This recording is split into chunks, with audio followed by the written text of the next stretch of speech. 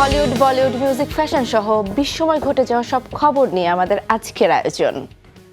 King ছবিতে শাহরুখ খানের getup কেমন হবে কিংবা কোন লুকে ধরা দেবেন তিনি, তা নিয়ে অনুরাগীদের কৌতূহল দীর্ঘদিনের। এরই মাঝে ফাঁস হলো তার কিং লুক। বেশ দূরত্ব বজায় রেখে ছবিটি তুলেছেন চিত্রগ্রাহক, তবে যেটুকু দেখা যাচ্ছে তাতেই মুগ্ধ শাহরুখ ভক্তরা। বিস্তারিত নিহাজ শুভ রিপোর্টে।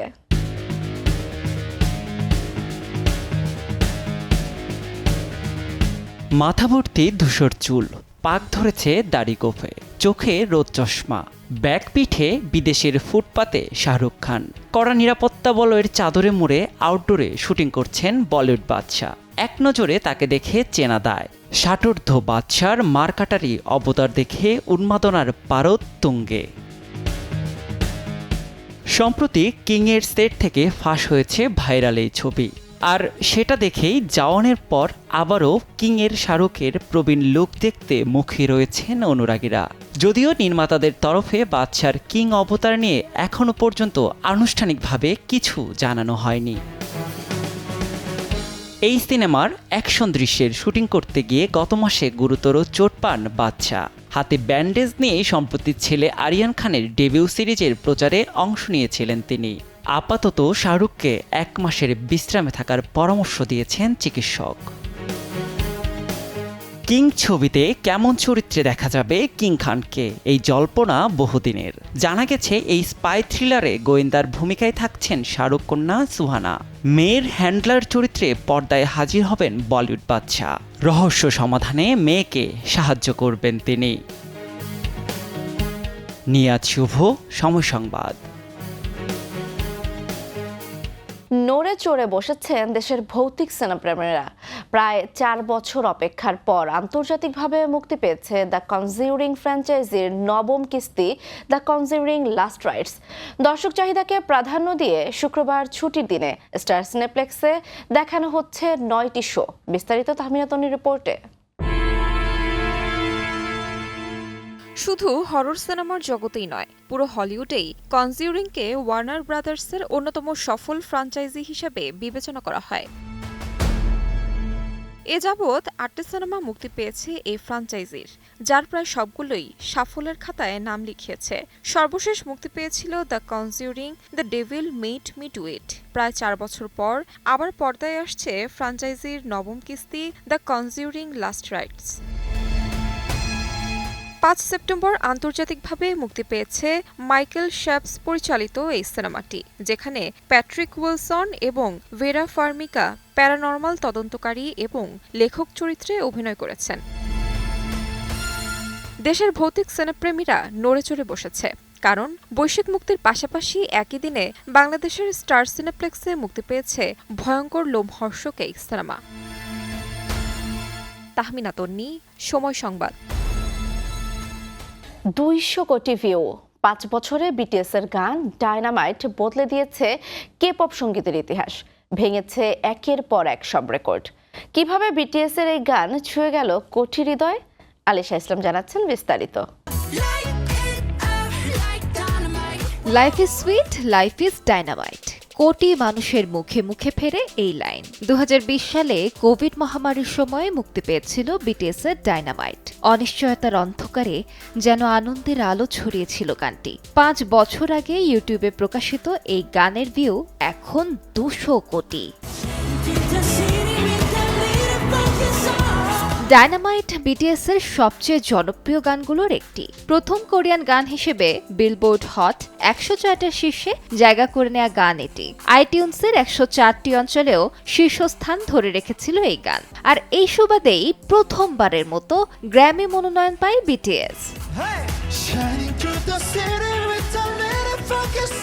বিটিএস এর প্রথম পূর্ণাঙ্গ ইংরেজি গান এটি, যা ভাষার দেয়াল ভেঙে পৌঁছেছিল বিশ্বজুড়ে কোটি কোটি শ্রোতার হৃদয়ে। গানের ইতিবাচক বার্তা ও 70-80 দশকের ডিস্কো পপ সাউন্ডে ভক্তরা খুঁজে পায় আলাদা স্বাদ। 3 বছরের বিরতির পর আগামী বছরের বসন্তে আবারও মঞ্চে ফিরছে বিটিএস। সামরিক প্রশিক্ষণ শেষে নতুন অ্যালবামের কাজও গুছিয়ে নিচ্ছেন বিটিএস সদস্যরা, যা প্রকাশ পেতে পারে মার্চেই। আসন্ন অ্যালবাম কি ছাড়িয়ে যাবে ডায়নামাইটের সব রেকর্ড? সেই অপেক্ষায় বিটিএস আর্মিরা। আলিশা ইসলাম, সময় সংবাদ। খানিকটা কথোপকথনের ভঙ্গিতে গাওয়া অভিনেতা অনির্বাণ ভট্টাচার্যের তুমি মাস্তি করবে জানি গানটি নিয়ে চলছে তুমুল আলোচনা সমালোচনা। কলকাতার মঞ্চে গাওয়া গানের একটি অংশ নিয়ে যত বিতর্ক, সেখানে উঠে এসেছে রাজনৈতিক ব্যক্তিত্ব ৩ ঘোষ, কুণাল, দিলীপ ও শতরূপের কথা। রাজনৈতিক ও সামাজিক প্রেক্ষাপটে হুলিগানিজম ব্র্যান্ডের গানটিকে নেটিজেনদের অনেকেই বৈপ্লবিক আখ্যা দিলেও ক্ষোভ উগরে দিয়েছেন কেউ কেউ। তাহমিনা তন্নির আরও একটি রিপোর্ট। অভিনয় থেকে সামরিক বিরতিতে থাকলেও অভিনেতা ও নির্মাতা অনির্বাণ ভট্টাচার্য এবার মাতাচ্ছেন সঙ্গীতে।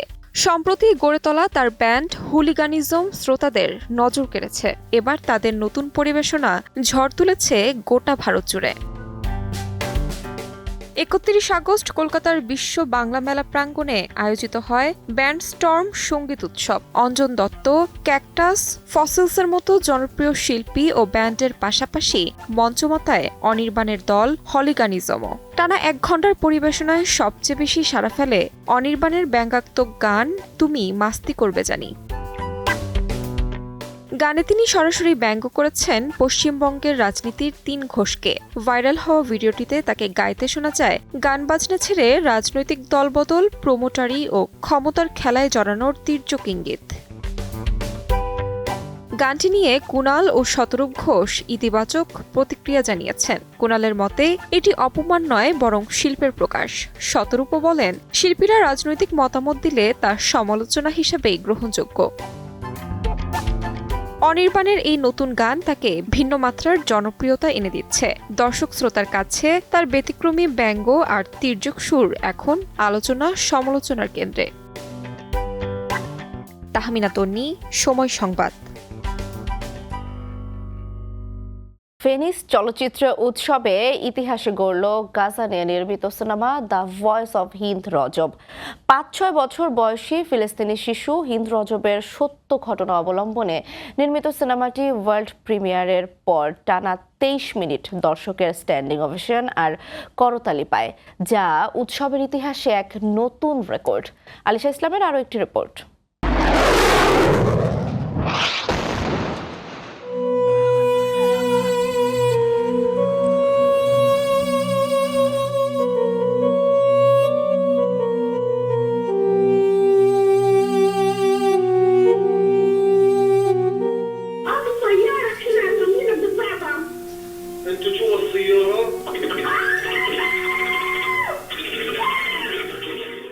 ভয়ার্ত এক শিশু কণ্ঠ উচ্চারিত হচ্ছে, আমি অনেক ভয় পাচ্ছি, দয়া করে আসুন।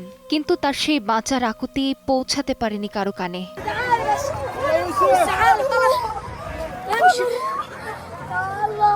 ঘটনাটি ২০২৪-এর সময়কাল জানুয়ারি। পরিবারের সঙ্গে পালানোর পথে ইসরায়েলি হামলার শিকার হন ছোট্ট শিশু রজব। ধ্বংসস্তূপের নিচ থেকে একটি ফোনে বারবার সাহায্য চেয়েছিল সে। ৩ ঘন্টা সেই আকুতি শেষ পর্যন্ত হারিয়ে যায় নিরাপত্তায়।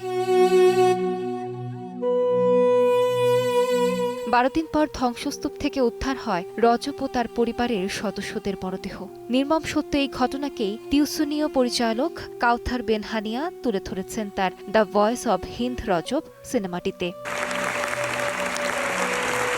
বুধবার ভেনিস চলচ্চিত্র উৎসবে সিনেমাটি প্রদর্শনের পর ২৩ মিনিট ধরে স্ট্যান্ডিং ওভেশন পায়। দ্য ভয়েস অব হিন্দ রজবকে সমর্থন জানিয়েছেন হলিউড তারকা ব্র্যাড পিট ও ওয়াকিন ফিনিক্স। রজবের মায়ের বিশ্বাস, সিনেমাটি গাজার গণহত্যা বন্ধে নতুন আশার আলো দেখাবে। হিন্দ রজবের কান্না পৌঁছে গেছে সিনেমার পর্দা পেরিয়ে বিশ্বজুড়ে। প্রশ্ন একটাই, এই কণ্ঠস্বর কি থামাতে পারবে গাজার রক্তপাত? আলিশা ইসলাম, সময় সংবাদ। এই ছিল বিনোদন বিশ্বের আজকের আয়োজন। সঙ্গে থাকুন সময়ের।